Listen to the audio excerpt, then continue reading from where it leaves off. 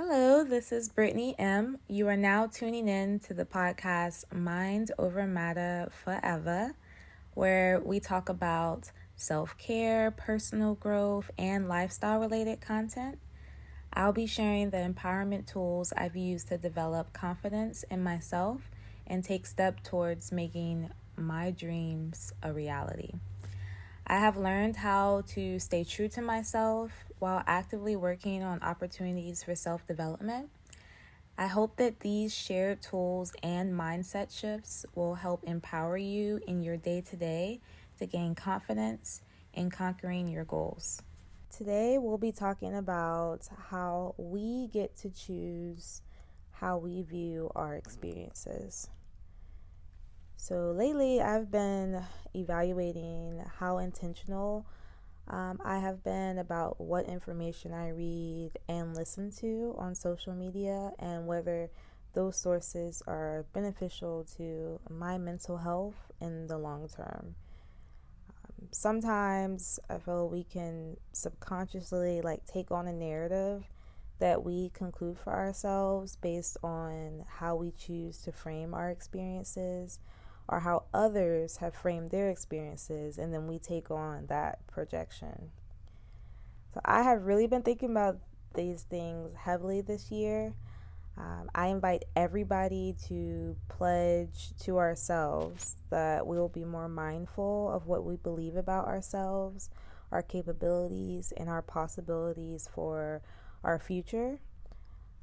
We cannot afford to continuously run on hostile or dismissive programming, because if we do, at the end of our lives, we will regret not taking chances on love, on building our soul tribe, on our dreams.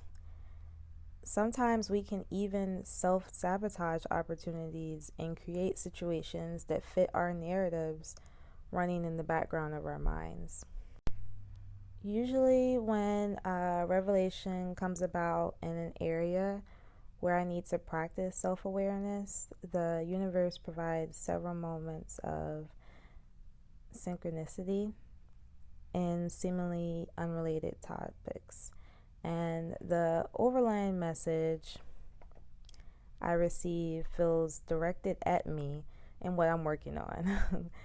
I wanted to highlight some mindset shift lessons that I feel we can all utilize from watching the latest Shannon Sharpe and Amanda Seales interview.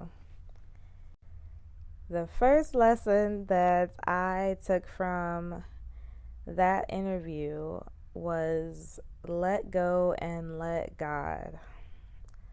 Oh my gosh. um, you know, during her Amanda Seales interview, she talked a lot about her experiences in different spaces over her lifetime.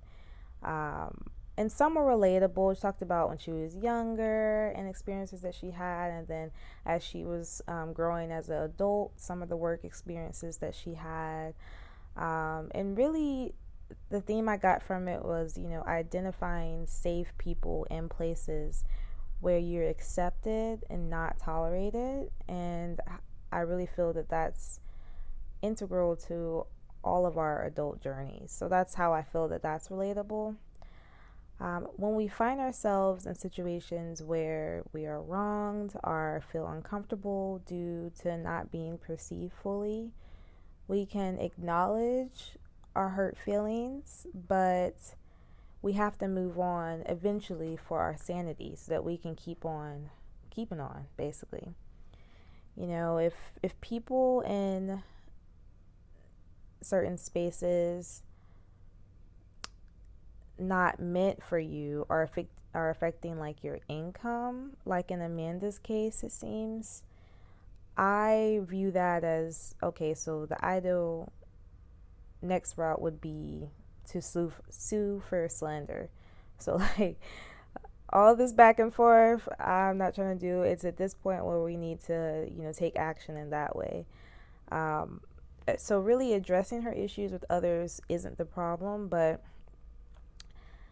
I think what's hurting her, how she looks in the public eye, is continuing to use like her possible marketing opportunities to address, the same issues can really cause her audience, the people rooting for her, to be exasperated.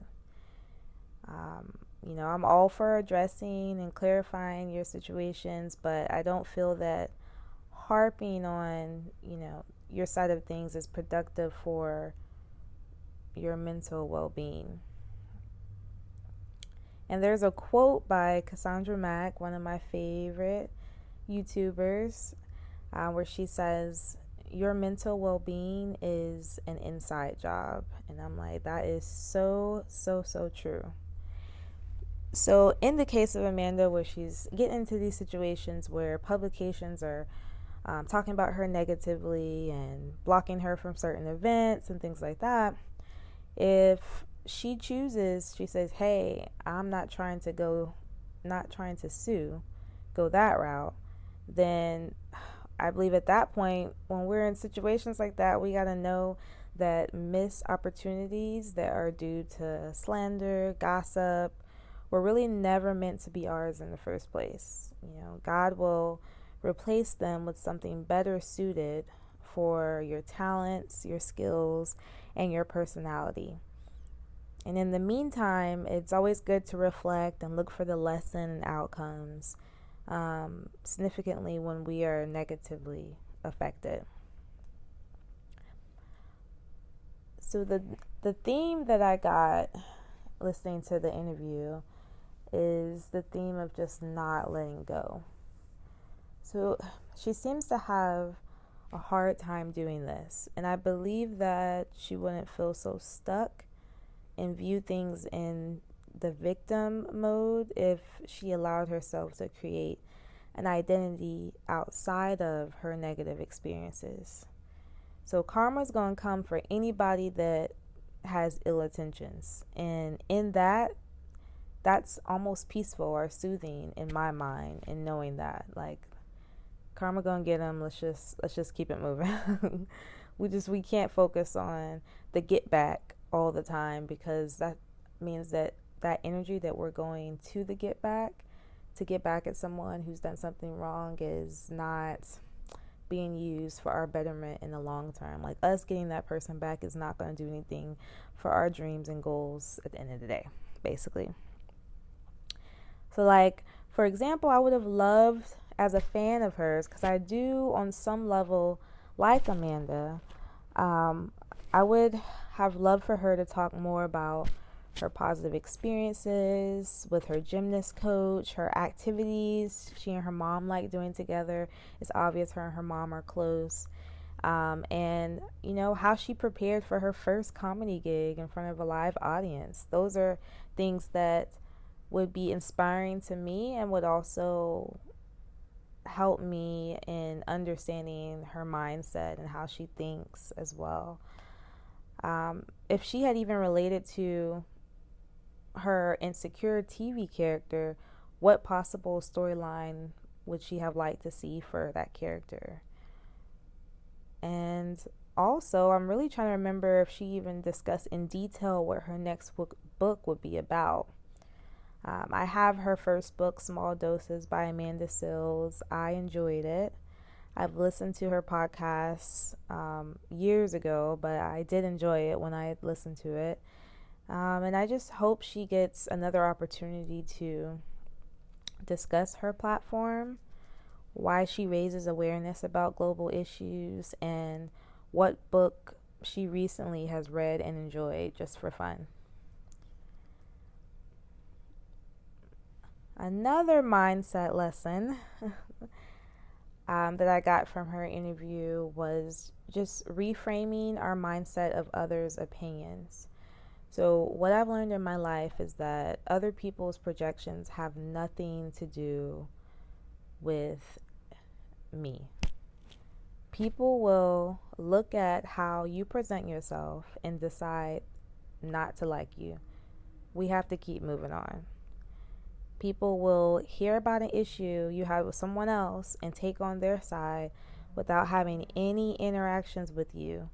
and yet we still have to keep moving on. People will claim to be neutral about a situation you have with someone else, but abandon their morals and values to appease like a group leader or appease that person, even if that means harming another person, whether that's mentally, whether that's emotionally, as well. So once those people show us who they are, we still have to move forward with the acknowledgement that those neutral people are not our people. We just got to keep understand that and keep on moving. When these moments happen, we have a fantastic opportunity to soothe our inner feelings, validate ourselves, and take responsibility for remaining mindful of what and who we allow to stay in our energy field. And building a personal tool set of different activities that uplift you after those draining situations will help tremendously, because sometimes we can dwell on the negatives when there are always positives to focus on.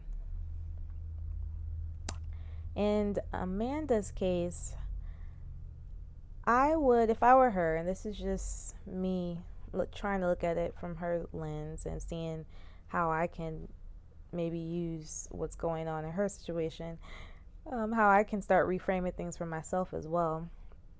Like when she's talking about her experience on Insecure, and she talks about what goes on in the background and some of her negative experience there. If I were her, I would try to focus on how she might have reached a new audience by playing that role in the TV show and gotten more experience to add to her actress resume. When she's talking about these her issues to her friends, to others, like in marketing opportunities, she can focus on that, and she can even discuss in future interviews if she wants to expand and do a comedy movie, if she wants to maybe do a Marvel superhero movie, or even be a part of the House of Dragons series, since she mentioned Game of Thrones. I will say I'm not sure where she wants to go next in her career due to her not elaborating on that during the 3 hour now interview. And I think that's the pain point, I would say, or what's hurting her in a sense, image wise, is because in that entire interview I don't remember, and maybe it's because by the end where she started to talk about her a little bit about how she's going to have a new book and things like that, it was such a small portion of the interview that by that point I was just kind of ready for the interview to be over. Where I feel like a better way to reframe things, I agree with her wanting to shed light on the negatives of her experience backstage on the set of Insecure. I just would have preferred her to talk about a mix of the good and the bad. This way she can reflect on that experience fully and not just contemplate how she was wronged. Because this can help look back at that situation and look at it from a different perspective than the place of the victim. So like if you're only focusing on the negative, there's a high chance you're going to be ruminating, and then you're going to conclude that situation as a victim, as things that were done to you, as opposed to looking at it fully. Another theme that I took from listening to the interview was protecting your peace of mind. So sometimes the majority, in whatever scenario you're in, the majority is the majority because they follow the established rules. So if you want to be in those spaces, there's almost like a prerequisite where you must have your thoughts, your opinions, and your values, they have to be masked with the group. I don't really agree with this because I feel that it breeds inauthenticity and also distrust. Because how I see it is, how can you trust others who only like you when you show up dishonestly? And you can't. You can't trust yourself. You can't trust these other people that are claiming they like you because they don't really know you because you haven't shown who you really are because you're trying to assimilate to the group. It's just this nasty circle and it keeps going on. You're running like a rat in a cage, basically. But unfortunately, that is what some spaces thrive on. When hearing Amanda talk at length about how she isn't accepted or acknowledged by elite spaces in Hollywood, I believed that Amanda should try to make peace with the fact that she doesn't fit in the crowd instead of attempting to bulldoze her way in. I know from firsthand experience that that is easier said than done, but for her betterment, she can focus on herself and her purpose instead. And in many ways, as we know, rejection is protection. As we see in real time in the allegations against Diddy, a lot of those rules that are required for you to fit in are sometimes just enabling bad behavior. And for an unpopular opinion, I actually did agree with Amanda's decision not to listen to the PR person's point of view after she had already been kicked out of the Black Hollywood party.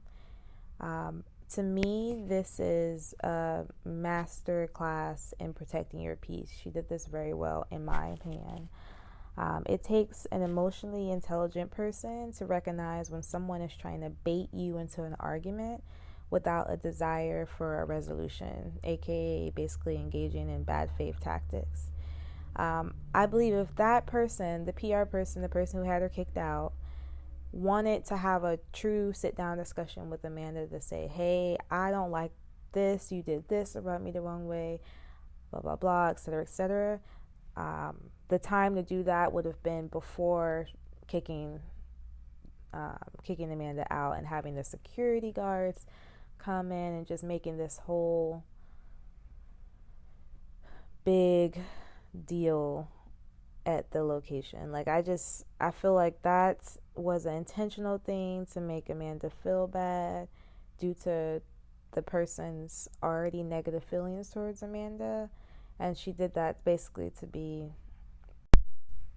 like petty or to be funny to make Amanda feel bad to be kicked out of the party, and that type of behavior, regardless of her reasons, I can't get behind that either. And really, why listen to someone list the reasons they feel justified for harming you mentally and, in this case, physically? Wouldn't that conversation be better suited before you start treating someone out of pocket? I'm unsure how willing I would be to speak with somebody who maliciously had me mishandled like that in public. So for that one, I'm like, you go, Amanda. I know I've seen some comments on Reddit and on YouTube that don't agree with that, and they are saying that she needs to be trying to find a solution and talk with her. But in this case, I get the reason why you really have to protect your peace, because if not, you're gonna end up going back and forth, and I don't believe they would have had any good outcome coming out of that scenario. In every case, sometimes there's room to talk about it, but I think at that point we just need to steer clear from each other and make the best do of this the rest of these seasons on this show, basically. And I also, I question the emotional maturity of others when there's a desire to react against someone without first approaching them with your issue. In the past, I have acted this way, engaging in tactics like silent treatment instead of communicating with a friend first about why I was hurt. So after learning my lesson about losing a friendship, I had to really self-reflect and hold myself accountable for why I didn't have faith in our friendship and confidence in my own ability to handle the conflict peacefully without going the emotionally immature route. And sometimes doing this is hard, but it's so helpful in the long run because you can empower yourself to do better in the future by learning from what you did in the past. And all of these thoughts had me considering the next lesson, which was really about reflecting in solitude. So, when you've had a negative experience, here are some questions that I recommend asking yourself. So, what could I have done differently in this scenario? Why was I inserting myself in this space where I'm not wanted or valued? If I know my why and am okay with my why, then why am I not at peace with the outcome? Like, have I weighed the pros and cons of why I am in this environment? For example, if I'm not being accepted in a community surrounding a hobby that I am learning, does this mean I will stop learning the hobby or focus only on gaining the skill but less on making friends in that community? Other questions you can ask yourself are there feelings I need to write about, cry about, vent to a loved one about, or work with a specialist about that I am not acknowledging and instead focusing on my anger? And we know that anger is a secondary emotion. So when we feel it, it's a good thing because it alerts us that something is wrong in a situation. And it's time to identify what that is and determine the next course of action.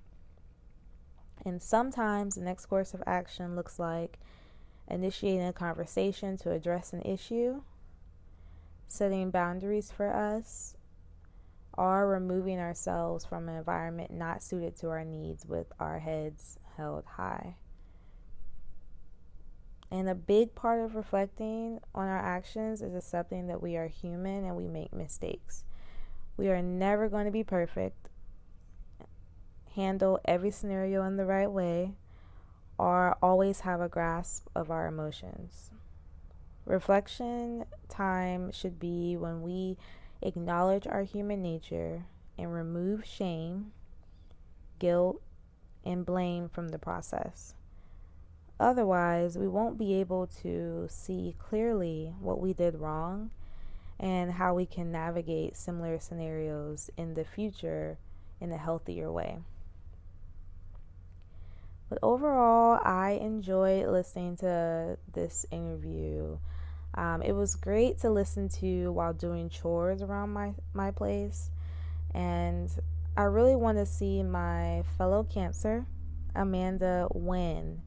And I hope that you all who have heard this took away some thoughts about how to look at situations in our lives that seem unfair and feel like there's nobody in my corner right now. We may be able to reframe our minds so that when we go in these spaces or we remove ourselves from these spaces, we can reflect and review how we're showing up and what's expected of those spaces and to see if those two things are even aligned. But I will be touching on these topics more in upcoming videos because many of us need reminders of how to deal with our emotions in these scenarios because these scenarios are not going to stop happening. Everybody ain't going to act right. So we got to get in tune with what we feel is acting right, and in tune with how we can take care of ourselves when we are in these scenarios with different personalities and people with different agendas, different values than what we may have. If you have enjoyed listening to this episode, join the rest of the Growth Inspired Tribe and subscribe to my newsletter. By doing this, you'll get notified on each new episode, access to my latest blog post, and extra goodies such as motivating screensavers, checklists, and much more. I can tell you right now, I will not be sending out notifications daily, so don't worry.